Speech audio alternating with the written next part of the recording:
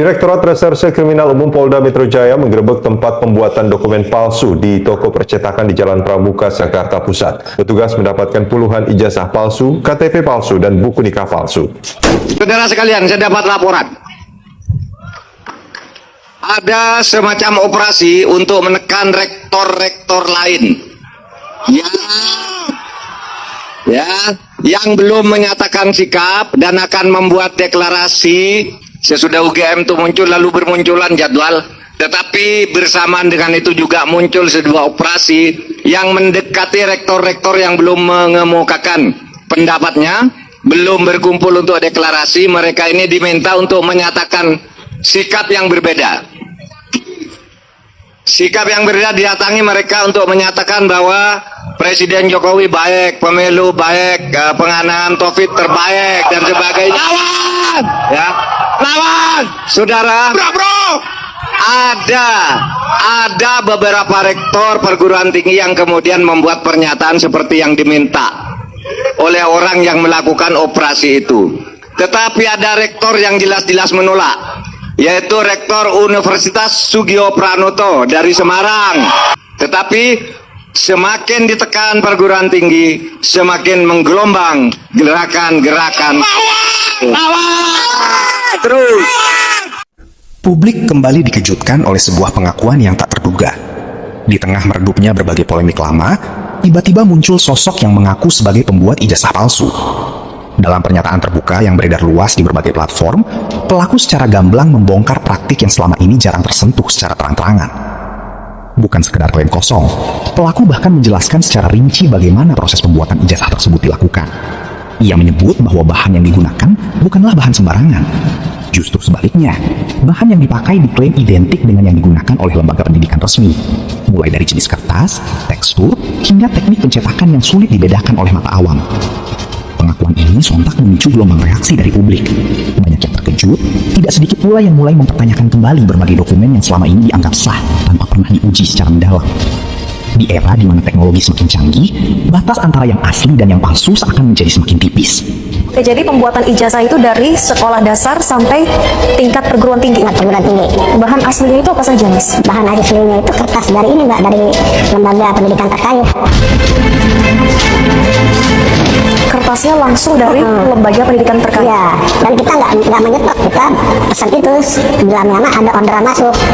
Karena kan kemauan customer kan beda-beda, nggak bisa semuanya sama. Kertas dari lembaga pendidikan terkait artinya ada kerjasama dengan oknum di sana atau seperti apa?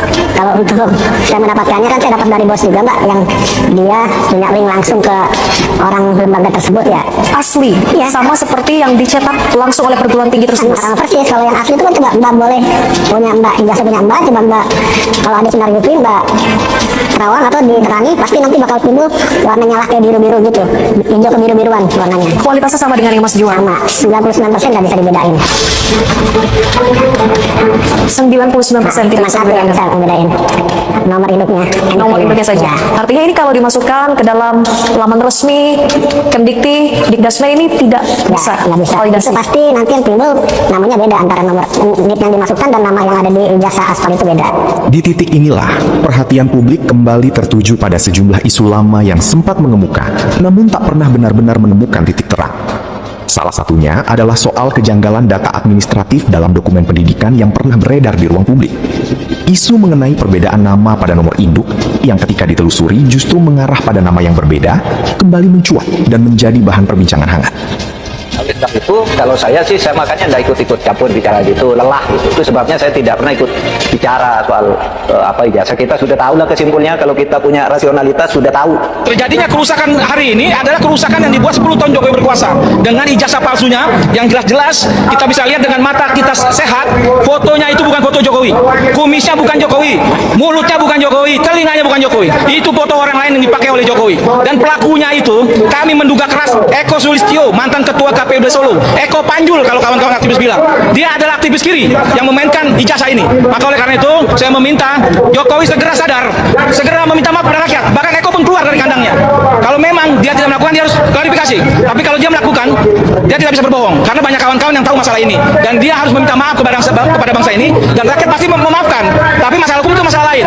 Jadi Pak Jokowi jangan lagi membuat gaduh bangsa ini, mengadu domba kami dengan rakyat-rakyat yang lain dengan isu ijazah ini. Terbuka saja. Kalau itu memang bukan ijazah Jokowi, silakan Jokowi mengakui. Kami tidak marah yang telah berjuang selama ini selama hampir 3-4 tahun. Apa yang dilakukan oleh Pak Jokowi ini adalah petaka yang diciptakan sendiri oleh Pak Jokowi. Ini adalah political engineering dari seorang Jokowi ketika Jokowi gagal mengalahkan dirinya sendiri. Sehingga apa? Dia ingin selalu mengalahkan orang lain. Nah, ini yang kemudian harus menjadi pandangan dari kita bahwa apa yang dilakukan Jokowi ini sebenarnya bukan hal yang baru dalam sejarah peradaban manusia. Tapi sebenarnya Pak Jokowi juga harus belajar dari sejarah itu, bahwa orang-orang yang seperti Pak Jokowi ini akan terjadi matinya, mundurnya, tumbangnya, tersungkurnya, itu akan tersungkur dalam kehinaan dan betul-betul tidak akan dihargai. Saya ingat kata-katanya Abul A'la Al-Ma'arri dalam salah satu bukunya, dalam syairnya. Ketika seorang pemimpin itu culas dan menipu rakyatnya dengan kata-kata yang penuh sukacita, dia akan mati diinjak oleh kaki rakyatnya sendiri yang sedang menari dan berdansa. Itu tulisan Abul A'la Al-Ma'arri. Jadi jangan heran kalau suatu saat Jokowi diinjak-injak oleh rakyat. Spekulasi pun berkembang dengan cepat. Sebagian pihak mengaitkan temuan tersebut dengan berbagai dugaan yang selama ini beredar, sementara yang lain memilih untuk bersikap lebih hati-hati. Mereka menilai bahwa informasi semacam ini tidak bisa hanya didasarkan pada potongan data yang belum diverifikasi secara menyeluruh. Para pengamat hukum dan pendidikan pun mulai angkat bicara. Mereka mengingatkan bahwa persoalan keaslian dokumen bukanlah hal sepele. Dibutuhkan audit forensik, klarifikasi dari institusi terkait, serta proses hukum yang transparan untuk memastikan kebenaran yang sesungguhnya. Tanpa itu semua, publik hanya akan terus terjebak dalam pusaran opini dan asumsi. Kalau memang saudara Joko Widodo merasa tersinggung, bagaimana dengan rakyat yang hari ini sudah sekian kali dibohongi? Mobil SMK 11.000 triliun, anak-anakku tidak ikut politik, tidak ada impor, dan seterusnya. Apakah rakyat tidak sakit hati? Coba lihat ekonomi kita hari ini. Apakah dalam periode ini ada kebaikan di negeri ini sehingga rakyat boleh merasa bahagia? Kalau ada yang bahagia dengan alokasi anggaran dari saudara Joko Widodo, silahkan. Tetapi hak rakyat juga kalau merasa terzolimi. Dan memang faktanya, saya pun merasa terzolimi. Dan jangan katakan orang yang sedang berjuang melawan kezoliman, melawan kebohongan, itu sebagai menyakiti. Harusnya bertanya, apa yang telah kau lakukan pada rakyatmu sehingga rakyatmu sakit? Pak Jokowi, kalau melihat ini, tolong, apa yang kau lakukan pada rakyatmu, bangsamu, sehingga urusan yang sepele hanya menunjukkan selembar ijazah kau tidak lakukan, kau tidak punya sikap negarawan, lebih memilih proses hukum dan ingin mengambil pilihan memenjarakan seorang ibu yang punya anak hanya demi kepuasan bahwa semua harus diselesaikan secara hukum. Saya masuk yang kedua. Tadi pendekatan objektif, yang kedua pendekatan subjektif. Sebenarnya pendekatan subjektif ini kekisuran bisa selesai dengan subjektivitas seorang Joko Widodo. Manakala dia punya sikap kebangsaan, kenegarawanan, melihat persoalan ini lebih besar dan aspek hukum bisa dikesampingkan karena ada persoalan moral, kepercayaan publik, tidak mau anak bangsa teradu domba dengan persoalan ini. Kenapa? Karena kalau proses hukum akan ada banding kasasi, ini lama. Proses itu sederhana. Subjektivitas seorang Joko Widodo untuk menunjukkan ijazah aslinya kepada publik dan selesai. Dan karena sampai hari ini saudara Joko Widodo tidak kunjung menunjukkan ijazah itu kepada publik, maka patut diduga saudara Joko Widodo memang menginginkan bangsa ini terus terbelah, mengadu domba di antara rakyat, dan memang ingin memenjarakan rakyatnya di tengah legasi yang dia merasa sudah berbakti pada rakyatnya selama 10 tahun. Ingat, 10 tahun itu hilang hanya karena dia memenjarakan rakyat. Dan terakhir, apakah dengan memenjarakan rakyatnya urusan ini selesai? Ada presiden, Bambang Trimulyono dan Gus Dur sudah dipenjara, tapi apakah orang tidak bertanya ijazah asli? Mohon maaf, ini ijazah asli ini tidak terjawab. Kenapa? Metode menyelesaikan masalah nggak cocok. Masalahnya ijazah asli atau tidak diselesaikan dengan menjarain orang. Harusnya kalau orang bertanya asli atau tidak, tunjukkan ijazahnya, selesai, bukan dengan memenjarakan orang. Ini yang saya sebut bahwa saudara Joko Widodo tidak sedang benar-benar ingin menyelesaikan masalah ini, bahkan cenderung ingin berbuat zalim dan zalim lagi kepada rakyatnya dengan mengambil narasi proses dan prosedur hukum dengan menarget rakyatnya sendiri. Memang ini mungkin jalan Tuhan lah, ya kan. Tiba-tiba saya dipertemukan sama Bung Refli tadi, sedikit berbincang mengenai memperkenalkan bahasa ini Yulianto, yang salah satu nama disebut tim Jakarta. Saya bilang gitu. Kaitan dengan ijazah Pak Jokowi yang kemudian diduga palsu itu memang menarik karena waktu itu Bung Pito ngajakin saya bertemu di tempatnya Mas Eros di GBN, Eros Jarot. Begitu ketemu langsung ditanya, Mas Eros, capek-capek kita cari pembuat ijazah palsu, ternyata Yulianto. Nah, gitu. Bener nggak itu Pak? Iya, waduh, langsung saya enggak gitu karena saya posisi 2012. Iya, selesai. 2012 saya ketua komisi informasi sehingga saya nggak boleh gitu, benar. Ya, oke teman-teman, kembali lagi bersama saya di channel ini. Kita akan menyaksikan sebuah cuplikan video yang sangat-sangat cukup menarik. Nah, teman-teman, di kali video ini tadi kita sudah memahami dan sudah menganalisis tentang isi videonya. Nah, teman-teman, di sini saya tambahkan di sini ya betul kalau kita lihat rektor-rektor tapi ditekan oleh Jokowi pada takut karena gila ijazah atau jabatannya. Nah, lawan saudaraku kami rakyat akal sehat selalu mendukung untuk mendoakan agar negara harus diselamatkan. Nah, jujurnya itu yang kita tunggu di bangsa Indonesia ini. Kenapa? Sangat berbahaya itu jika tidak dihukum seberat-beratnya bagi orang yang mempergunakan tentang ijazahnya palsu. Nah, dalam jabatan apa saja di negara ini sebab akan berbahaya pendidikan untuk masa datangnya bagi anak masa ini. Nah, lebih jahat dari perampok yang paling sadis. Kenapa? Karena ijazah Pak Jokowi ini selalu disembunyikan. Ya, pantas saja Jokowi diberi hadiah di tempat terbaik, digantung-gantung periode karena jadi presiden ijazahnya aja palsu. Tangkap semuanya bermain tentang ijazah palsu Jokowi ini. Nah, maju terus semangat dari Suryo, dari kawan-kawan pengacaranya. Semoga diberi kesehatan, panjang umur, semoga demi membela kebenaran ini. Nah, semakin keadamaian, semakin terungkap kuat pertahanan. Apapun yang harus dilakukan, tetap dilakukan. Sudah terlanjut basa malu. Nah, tercela terungkapkan semua, apalagi yang mau diharapkan kalau tidak diperjuangkan. Kekuatan ada, uang ada, masih punya dukungan kuat, tetap berjuang untuk mempertahankan kebohongan demi keriwetan di negeri ini. Ya, tentunya berarti Gus Nur bisa minta kompenasi. Dia akan pernah ditahan karena menyuap ijazah palsu Joko Widodo. Nah, bagus dikatakan di sini oleh Pak Fun, bongkar semua agar masyarakat tahu karena manusia satu itu akan menjadi aib bangsa Indonesia. Nah, kenapa? Kuasa yang benar-benar salah satu ditunjukkan, salah yang salah diadili dan yang adil diadilin. Nah, ayo teman-teman, pelaku kotor terbuka ditakutkan hukum, akhiran itu adili oleh Maha Adil. Bertobatlah dengan cara membuka tabirnya. Nah, semua aparat dan hakim bersama rakyat harus menyerap orang yang berbuat zolim. Jangan biarkan keburukan ini berlanjut seenaknya. Nah, orang yang mengumpetin pelaku kejahatan kena hukum, apalagi termulu yang bela kebohongan harusnya kehukum juga. Ya, tentunya pembela kebenaran ini akan merasakan manisnya perjuangan. Apa akhirnya harus kuat dan bersabarlah karena tak seperti makhluk atau manusia yang gak ada ngadunya. Nah, betul sekali kalau kita lihat polisi tangkap ijazahnya. Nah, dalam pejabat ini menghalalkan segala cara azab, lebih pedih menghadirkan tentang ijazah ini. Nah, di sini selama 10 tahun terakhir negeri tercinta ini penuh oleh oknum pejabat pengkhianat orang jujur dan mantulnya seterus maju, tak getar membelanya yang benar. Nah, kita lihat negara banyak orang-orang pembohong maupun hidupnya.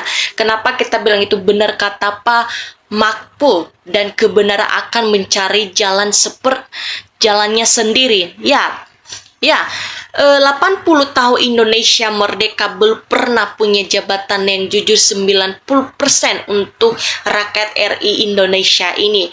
Nah, kita sudah ketahui terbongkarlah hal lahir tipu-tipu di negara kita, bongkar kebenaran supaya negara kita maju karena kebenaran. Nah, kita lihat, aku tidak rela uang pajak saya dimakan, penguasa dokumen palsu dilatarkan, ia orang penipu atau yang lain. Ya jelas-jelas rakyat mendukung PK, Mahfud maju terus seret pelaku pemalsuan tentang ijazah, tegakkan hukuman tapi tetap pedagang bulunya.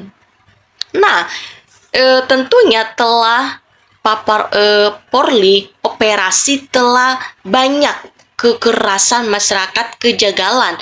Kok polisi direser lambat tidak segera bergerak, inilah negara rusak karena banyak ijazah dijual. Belikan ijazah dan termasuk ijazah Jokowi, hukuman mati, hukuman digantung untuk Jokowi. Nah, di Indonesia ini nggak ada yang pernah jujur. Itu lebih baik daripada bohong, hidup tidak di tentara. Nah, kita lihat dibongkar semua saja, disitulah latar awal kehancuran di negara. Kalau dilindungi akan hancur negara ini. Rakyat kecil yang jadinya korban pajak terus buat korupsi dan segala macamnya. Nah, semua kejahatan jauh di bawah kejahatan pemilik ijazah palsu dibandingkan agen sabun dan begal merugikan semua lapisan masyarakat tanpa kecuali. Iya, jelas membuat ijazah Jokowi itu harus kena sanksi mati, rektor hukum mati karena dipenipu bangsa Indonesia ini.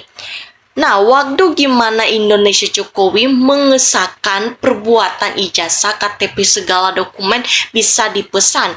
Jokowi segeralah minta maaf kepada rakyat atas ijazah palsu yang lebih terhormat. Nah, teman-teman, di sini disampaikan oleh Pak Mahfud, berjuang demi kebenaran, rakyat sudah sepakat bersuara. Nah, ia seorang presiden, diakui sebagai orang nomor 1 di Indonesia. Kok gak mikir, apa gak malu pakai ijazah palsu? Apakah apalagi sudah ketahuan ijazah, sadar dan masih nekat membela diri? Segera sadar dan meminta maaf kepada masyarakat dan mengampuni tentang ijazah palsunya. Pasti kebohongan, jangan merasa hukum bisa dibeli. Nah, cepat pelaku ditangkap, jangan SMP keburu disuap sama Joko Widodo ini. Nah, di sini kita lihat bagaimana masih ada rektor independen dan mempertahankan profesionalisme secara akademis. Semoga rektor memberani dan mengungkapkan kebenarannya dan jangan asal-asalan membela Joko Widodo. Nah, teman-teman, di sini disampaikan oleh Pak Prof Mahfud MD telah memberikan penjelasan yang akurat. Mari kita dukung semua pernyataan beliau pada masyarakat di tanah ini. Nah, teman-teman, disampaikan oleh lagi Eko Sulistyo harus bertanggung jawab atas kegaduhan ijazah Jokowi selama ini. Nah, semoga penyelidikan ini penuntut umum secara hakim adalah orang yang baik dan benar, takut kepada Allah. Nah, direktur didukung ini mau dibohongi, kasihan. Apakah rektor kok mau bukan menduduhi cari ilmu? Kalau kita lihat sendiri tentunya betul banget argumen yang pengacaranya Roy Jokowi memang oknum yang paling bermasalah. Nah, kalau sudah diketahui pembuatan, kenapa penegak hukum tidak segera bertindak? Segeralah bertindak biar rakyat tidak terbela. Janganlah yang dihukum pembuat, tapi hukumannya seberat-beratnya, menyuruhnya karena sudah berbohong kepada rakyat.